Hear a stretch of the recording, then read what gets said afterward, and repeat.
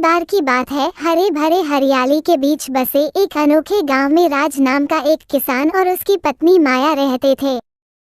वो अपनी कड़ी मेहनत और दयालुता के लिए जाने जाते थे। वो बच्चों की चाहत रखते थे, लेकिन भाग्य ने अभी तक उन्हें आशीर्वाद नहीं दिया था। एक भयानक रात को एक शरारती चुड़ैल बोलती बोलती आई उनके घर के पास बोलने लगी।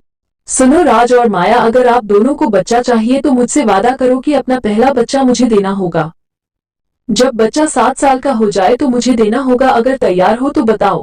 राज और माया घर से बाहर आते हैं और वो दोनों बोलते हैं। एक बच्चे को बेचने के लिए राज और माया ने चुड़ैल का प्रस्ताव स्वीकार कर लिया। चुड़ैल अपने रास्ते वापस चली जाती है। जल्दी ही माया ने एक बेटे को जन्म दिया जिसका नाम उन्होंने रोहन रखा था। जैसे ही रोहन 7 साल का हुआ, चुड़ैल अपने भुगतान की मांग करते हुए प्रकट हुई। राज और माया दया की भीख मांग रहे थे, लेकिन चुड़ैल अपनी जिद पर अड़ी रही। दुखी होकर राज और माया ने चुड़ैल से एक और मौका देने की विनती की। उनके प्यार से प्रभावित होकर चुड़ैल सहमत हो गई, लेकिन एक शर्त पर उन्हें उसे एक पहेली में मात देनी होगी। दृढ़ संकल्प के साथ राज, माया और रोहन चुड़ैल की पहेली को सुलझाने की सोच में लग जाते।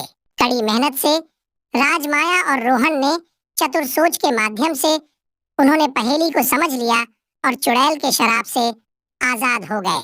उनकी बहादुरी और दयालुता के लिए आभारी चुड़ैल एक दयालु परी में बदल गई और राज, माया और रोहन को हमेशा के लिए खुशी और समृद्धि का आशीर्वाद दिया। और इस प्रकार राज, उसकी पत्नी माया और उनका बेटा रोहन गांव में खुशी से रहने लगे। Kidsville TV, subscribe and bell icon select।